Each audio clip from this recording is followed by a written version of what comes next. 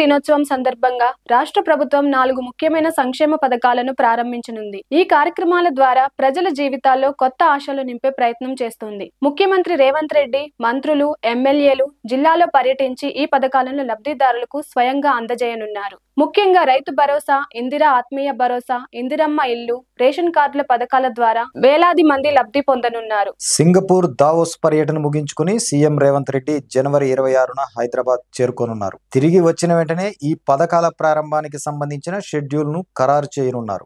రైతు భరోసా పథకం కింద వ్యవసాయ భూములు కలిగిన రైతులకు ఏడాదిలో ఎకరానికి 12,000 రూపాయలు అందజేయనున్నారు. ఖరీఫ్, రబీ సీజన్లలో 2 విడతలుగా ఈ నిధులు పంపిణీ చేయబడతాయి. ఇందిరా ఆత్మీయ భరోసా పథకం కింద భూమి లేని వ్యవసాయ కూలీలకు ప్రతి సంవత్సరం 12,000 రూపాయలు అందజేయనున్నారు. ఇదే విధంగా ఇందిరమ్మ గృహ నిర్మాణ పథకం కింద లబ్ధిదారులకు 5 లక్షల రూపాయల ఆర్థిక సహాయం అందజేయనున్నారు. రేషన్ కార్డుల పునరుద్ధరణతో పాటు కొత్త రేషన్ కార్డులు జారీ చేయడం ద్వారా ప్రజలకు మరింత సౌకర్యం కల్పించనుంది ప్రభుత్వం.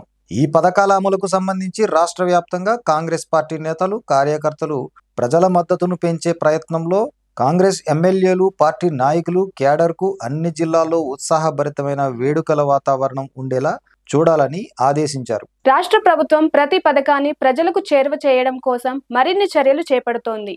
మరిన్ని తాజా వార్తల కోసం చూస్తూనే ఉండండి పీపుల్ మీడియా పాయింట్.